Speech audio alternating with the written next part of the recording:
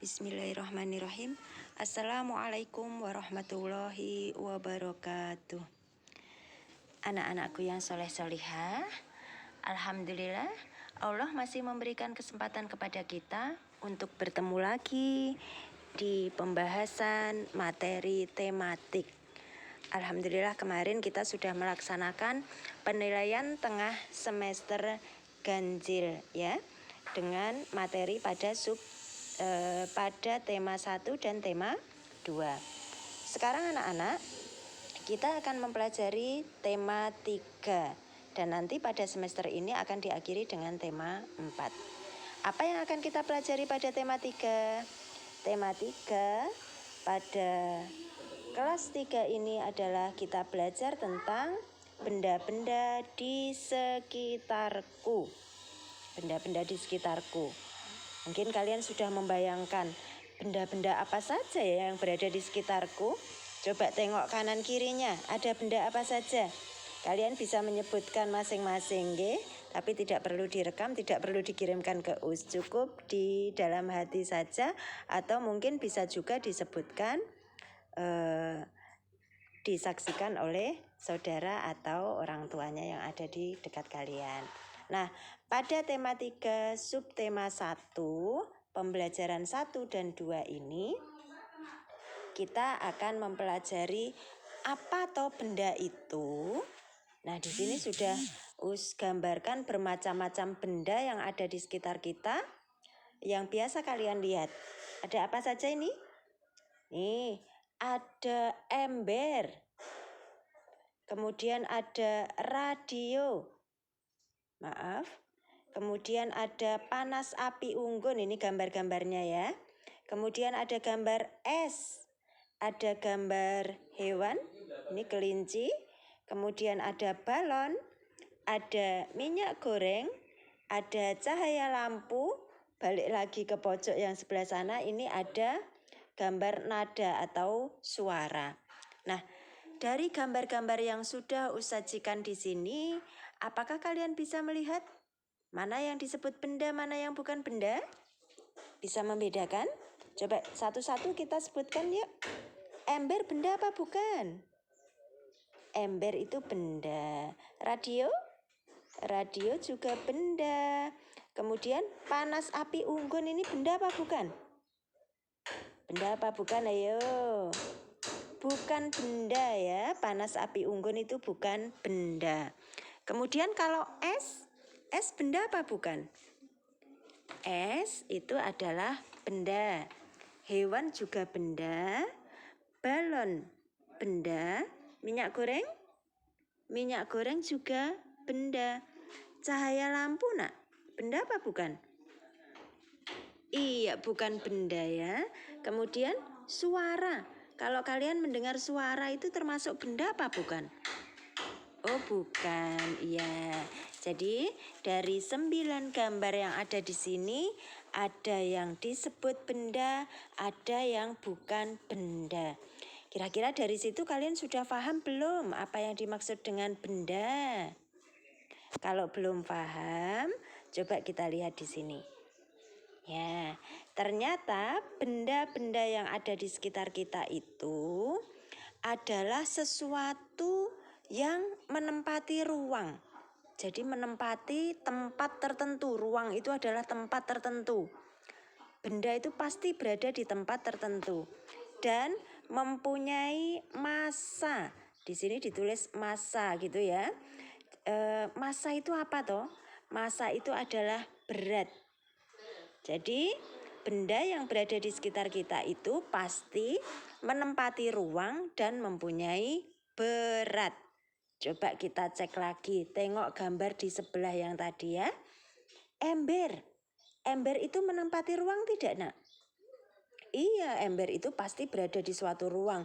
Entah itu di kamar mandi, entah di kamarmu, entah di ruang tamu, entah di dapur gitu ya. Menempati tempat tertentu. Kemudian apakah ember itu bisa ditimbang? Mempunyai berat? Iya, ember itu mempunyai berat. Beratnya macam-macam, tergantung bahannya. Kalau bahannya plastik yang tipis, pasti hanya ringan saja timbangannya. Tapi ada juga yang embernya itu berat sekali sampai untuk anak-anak kecil belum bisa mengangkatnya gitu ya, macam-macam. Kemudian kita lihat berikutnya, benda apa ya kira-kira ya? Hewan. Kalian pernah lihat ini? Kelinci ya? Kelinci itu apakah dia disebut benda? Kita cek dulu. Kelinci itu kira-kira menempati sebuah ruang tidak? Iya, kelinci itu kelihatan kemudian menempati sebuah ruang. Dia akan menempati tempat-tempat tertentu yang sesuai untuk dia. Nah, kemudian kelinci itu ternyata juga mempunyai berat. Dia bisa mempunyai berat yang sedikit, juga mempunyai berat yang banyak tergantung kegemukan badannya. Nah, dari situ berarti bisa disimpulkan bahwa kelinci itu adalah benda. Termasuk di sini semua yang termasuk hewan itu langsung saja kita ketahui bahwa hewan itu adalah benda, ya. Nah, kemudian sekarang kita lihat cahaya lampu. Cahaya lampu itu disebut benda apa bukan kira-kira? Kita cek dulu, apakah cahaya itu menempati sebuah ruang? Tidak, cahaya itu ada di semua tempat yang dia inginkan, tidak harus di sebuah ruang tertentu. Bahkan di ruang tertentu kalau dia sudah ingin pergi atau sudah tidak, misalnya di sebuah kamar ada cahaya kemudian jendelanya ditutup, otomatis cahaya itu hilang. Jadi dia akan dipengaruhi oleh benda-benda lain dan tidak selalu berada di sebuah ruang. Apakah dia punya berat? Coba kalian sudah ada yang pernah menimbang cahaya belum?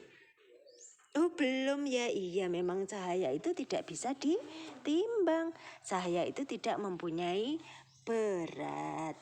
Oke, berarti cahaya itu bukan termasuk benda.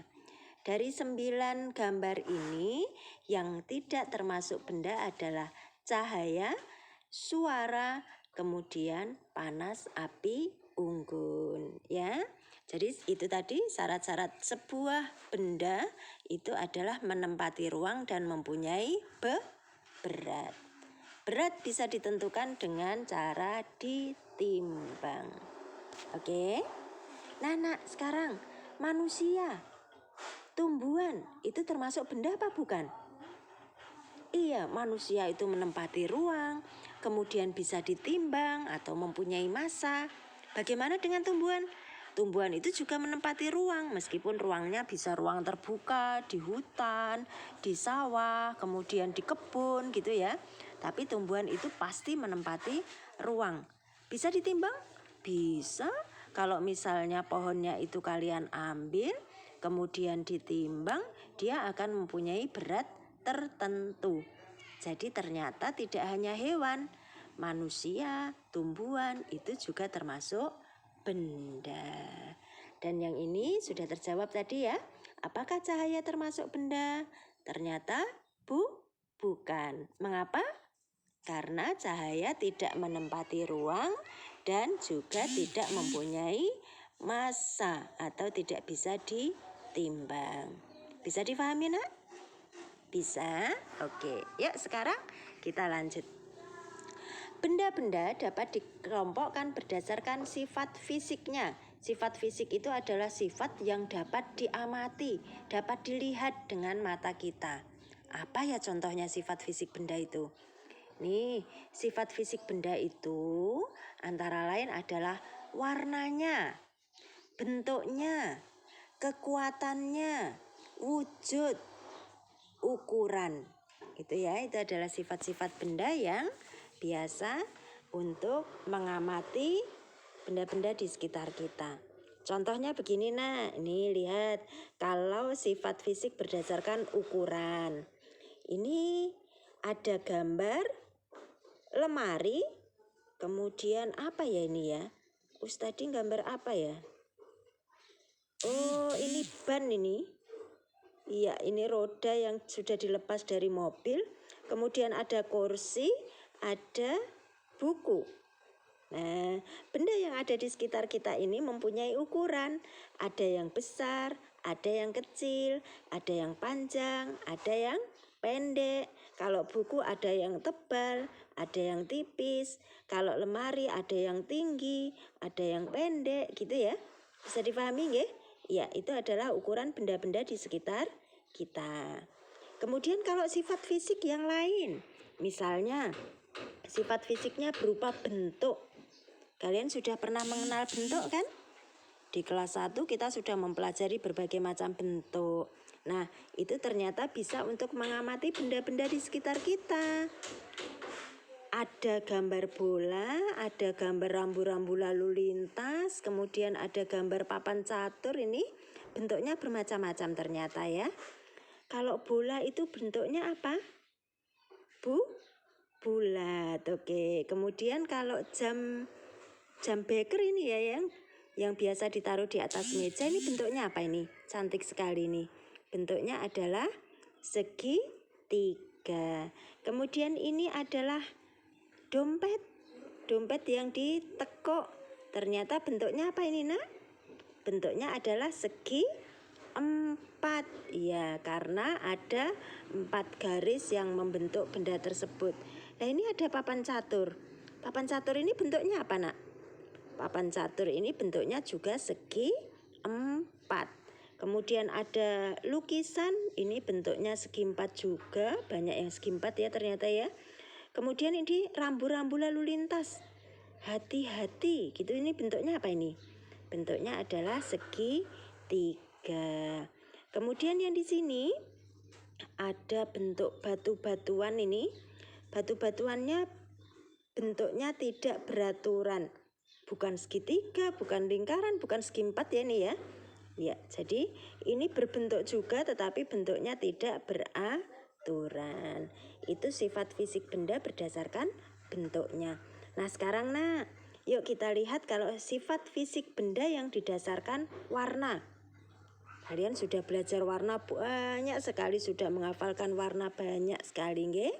Ya, ini ada tempat sampah warnanya apa ini, Nak? Biru. Kemudian ada gelas, gelasnya warnanya bening ini sebenarnya, tapi di gambar ini menjadi agak abu-abu ya. Kemudian ini ada tinta spidol. Seperti karena kalian lihat tinta spidol itu ada yang warnanya hitam, biru, merah gitu ya.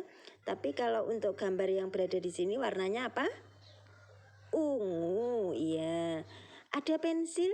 Pensilnya ada 2 warna. Yang satu berwarna oranye, yang satu berwarna ungu. Ungunya muda. Kemudian ini ada penghapus, warnanya apa, Nak? Warnanya oranye juga. Kemudian busanya berwarna abu-abu. Kalau yang pernah kalian lihat di kelas itu warnanya apa? Biru. Sudah paham nggih? Itu adalah kelompok-kelompok benda berdasarkan sifat fisiknya. Ada ukuran, ada warna, ada bentuk, kemudian nanti juga ada wujud. Kalau yang wujud itu adalah cair, kemudian padat, ada yang bentuknya gas gitu nggih. Oke, sekarang kita lanjut. Apakah kamu pernah melihat benda-benda di bawah ini? Ini benda-bendanya harus berbesar. Benda apa ini? Penggaris. Kemudian ini apa? Ini metlin. Metlin itu penggarisnya untuk para penjahit ya. Kemudian ini apa? Ini meterannya Pak Tukang ini ya. Oke, kemudian ini juga sama, biasa dipakai oleh Pak Tukang yang sedang mengukur panjang-panjang benda yang akan dibangun. Nah, apa toh tujuannya kok kita melihat benda-benda itu? Ternyata dari keempat macam bentuk benda yang berbeda tadi semuanya mempunyai satu fungsi. Jadi benda-benda di atas ini tadi dikelompokkan menurut fungsinya. Apa fungsinya? Fungsi alat-alat di atas tadi fungsinya adalah untuk mengukur. Mengukur apa, Nak?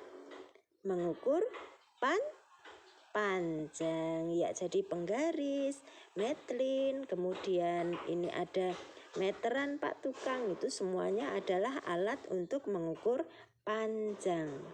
Nah, setiap alat ukur itu pasti mempunyai satuan. Karena kita bicaranya alat ukur panjang, contohnya adalah penggaris ini. Kalau kalian punya penggaris di rumah bisa dilihat.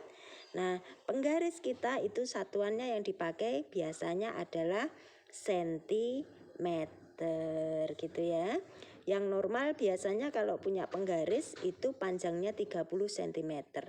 Ada juga yang pendek-pendek itu 20 cm, tergantung variasinya. Bisa difahami ya, Nak ya? Jadi alat-alat ini tadi semuanya adalah alat yang dikelompokkan berdasarkan apa? Fungsinya.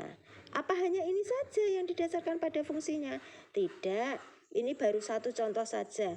Didasarkan menurut fungsinya, yaitu alat untuk mengukur. Nanti di periode selanjutnya atau di bahasan selanjutnya akan kita lihat benda-benda yang mempunyai fungsi yang lain. Oke, sekarang Us mau tanya, kira-kira bagaimana cara menggunakan penggaris untuk mengukur? Sudah bisa belum mengukur dengan menggunakan penggaris? Coba kita lihat, ini ada gambar yang ada angka-angkanya, ini adalah penggaris. Kemudian yang mau diukur ini adalah penghapus. Bagaimana cara menggunakan penggaris ini untuk mengukur penghapus? Caranya adalah letakkan bendanya yang mau diukur ini dari titik 0. Dari sini ya. Makanya ini penghapusnya beradanya di sebelah kiri, bukan berada di sebelah kanan.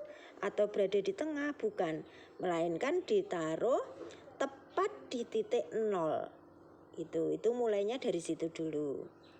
Kemudian langkah yang kedua nanti adalah menghitung panjangnya dengan menggunakan lengkungan. Kalau kalian lupa nanti bisa menengok pada tema 2 yang lalu, kita sudah belajar caranya untuk menghitung lengkungan gitu ya. Kemudian yang ketiga nanti melihat titik berhentinya ujung benda itu di mana. Kita lihat kalau penghapus yang kita miliki ini diawali dari 0, ternyata berhentinya di angka berapanya ini? Ujungnya yang satu berhenti di angka 3. Nah, dari situ kita lihat.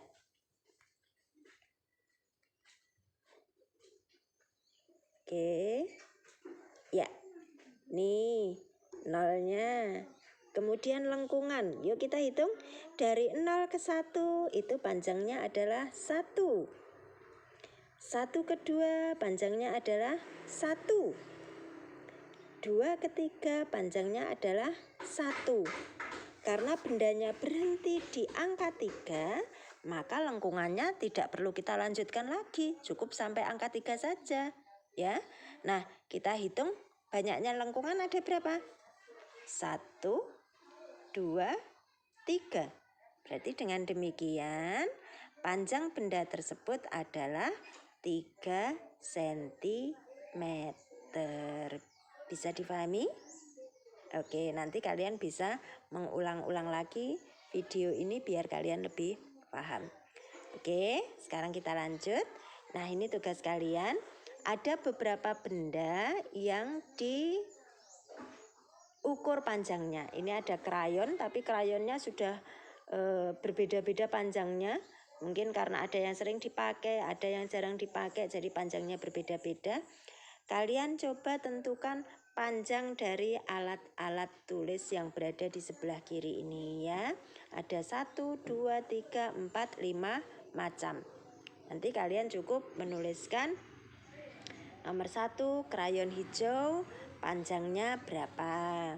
Krayon biru nomor 2 krayon biru panjangnya berapa. Nomor 3, pensil merah panjangnya berapa gitu ya. Disebutkan nama bendanya, tidak perlu digambar. Kemudian tuliskan panjang benda tersebut. Oke, sudah, kita lanjut. Benda dapat dibuat dari bermacam-macam bahan. Ada bahan yang dari batu, kayu, besi, kaca, plastik, dan lain-lain. Ternyata benda-benda tersebut dapat menghasilkan bunyi yang khas jika diketuk. Benda-benda tersebut menghasilkan bunyi yang berbeda-beda. Bunyi-bunyian dari berbagai alat tersebut disebut musik ritmis.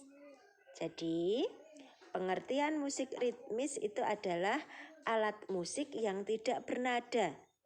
Tidak ada do, re, mi, fa, solnya, tetapi bisa menggunakan atau menghasilkan irama lagu. Contohnya apa, Nak? Ini contohnya alat-alat musik ritmis. Ini adalah gastengel, kemudian ini apa ya ini ya? Ini ketipung. Juga tidak hafal alatnya ya. Ini biasa dipakai untuk rebana. Kemudian ini juga alat pukul dari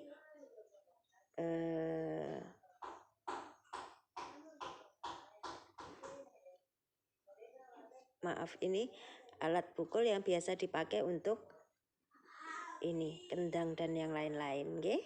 Oke, ini adalah beberapa alat pukul ritmis. Jadi dihafalkan, alat musik ritmis itu adalah alat musik yang tidak bernada tetapi bisa menghasilkan irama lagu. Kemudian ternyata kita bisa memukul benda-benda itu dengan berbagai macam cara pukulan. Artinya pukulannya kuat, ketukannya sedang, ketukannya lemah, itu bisa seperti itu. Dan biasanya digambarkan seperti ini, Nak. Digambarkan dengan kalau jarinya 5 semua itu pukulannya kuat. Kalau jarinya 2 itu pukulannya sedang. Kalau jarinya 1 itu pukulannya lemah. Nanti kalian bisa mencoba benda-benda yang berada di sekitar kalian dengan menggunakan pola-pola pukulan-pukulan yang kuat, lemah, dan sedang, divariasi. Misalnya, pola 1 ini. Benda dipukul dengan pola yang 1 adalah kuat, kemudian yang kedua adalah lemah. Contohnya kalian ada meja, dipukul kuat. Bruk, gitu kuat ya. Kemudian menggunakan 2 jari. Nah, kalian dengar kan? Kuat, sedang, kuat, sedang, kuat, sedang. Seperti itu. Paham ya? Kemudian kalau pola 2. Pola 2 itu kalian menggunakan pola kuat, lemah, lemah. Lemahnya nanti pakai 1 jari saja. Ya.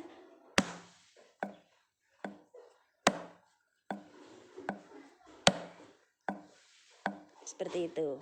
Ya. Kemudian pola 3 sudah divariasi, ada yang kuat, lemah, sedang, kemudian lemah. Ada 4 pola. Kuat, sedang, kuat, lemah, sedang, lemah. Kuat, lemah, sedang, lemah. Kuat, lemah, sedang, lemah. Kuat, lemah, sedang, lemah. Iya, belum hafal. Jadi nanti kalian bisa sambil melihat gambar, sambil memukul-mukul benda yang ada di sekitar kalian ya. Dicoba-coba di rumah. Bermain bersama ayah dan ibu itu akan lebih menyenangkan. Oke, yuk kita lanjut yuk. Nah, ini tugas kalian yang kedua. Setiap benda yang berada di rumah itu menghasilkan bunyi yang berbeda-beda. Tugas kalian yang kedua adalah menggunakan benda di sekitarmu untuk menghasilkan bunyi. Bisa dari gelas, meja, galon kosong, atau yang lain-lain. Sevariasi kalian. Nanti minta tolong untuk dibuat videonya dan dikirimkan ke US. Jadi tugas kalian hari ini ada 2. Yang pertama adalah mengirimkan tugas mengukur panjang tadi. Kemudian yang kedua adalah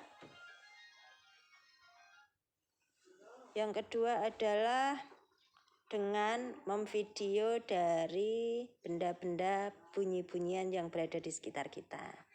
Oke, demikian ya nak ya. Terima kasih atas perhatiannya, mudah-mudahan bisa difahami. Kita akan lanjut dengan materi-materi berikutnya pada tema 3, subtema 1. Wabillahi taufiq walhidayah, waridha wa inayah. Wassalamualaikum warahmatullahi wabarakatuh.